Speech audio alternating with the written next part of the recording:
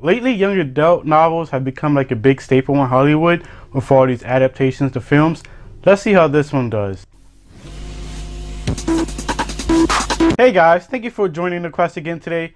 I'm your host Marques Underwood, and today I'll be reviewing Maze Runner: The Scorch Trials, which is directed by Wes Ball, the same guy that directed the original Maze Runner film, and it stars Dylan O'Brien, who also was in the run for Spider-Man at one point, and now I know why.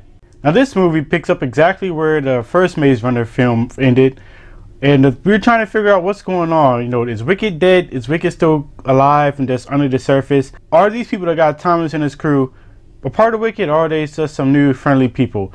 And this movie really explains all that with a little bit more. And I must say, I enjoyed this movie.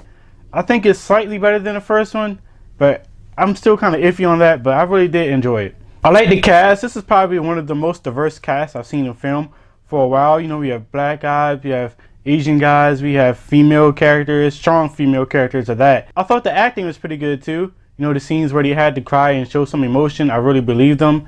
And that was really cool. And the action scenes, they were kind of cool too. Even though some of it had a little bit of shaky cam for me, which kind of threw me out here and there.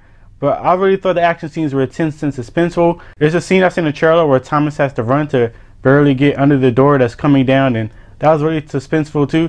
Even though I was trying to figure out why the bad guy just didn't shoot him just because he had a gun and the guy was running away from him. So you would think he could shoot him, but I guess they didn't have no logic to do that.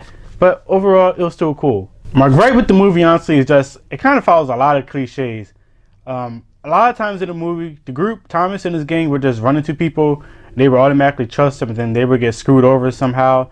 They would either, you know, end up being the bad guys, or they would work together in some sort of way. But that just kept repeating at least like 4 or 5 times in this movie. It just became old. And like I said earlier, a little shaky cam and some of the action scenes they're just kind of annoying in my opinion. And also, there were like these zombies type of creatures. I think they're called, like, I forgot the name of them actually, but they're like some zombie type of creatures, and they're just only in the movie for maybe 20-30 minutes of the film. So for all that, I kind of feel like they could have been taken out the movie because they don't help the story at all in my opinion. I do like that the movie doesn't really set up for the next film, unlike the first one.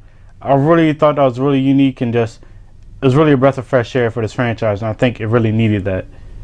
Overall, I really enjoyed the movie. I'm giving this movie a B, 3.4 out of 5. Like I said earlier, this is probably one of the best adult films out there. Probably up there with the Divergent series and also the Hunger Games series. It does follow those themes. I would kind of compare this to like a mixture of The Walking Dead mixed in with The Last of Us video game. If you're a fan of the first Maze Runner, you'll definitely love this movie. So, have you seen Maze Runner: Scorch Trials? If you have, comment below, and I want to know, is Scorch Trials better than the first Maze Runner film?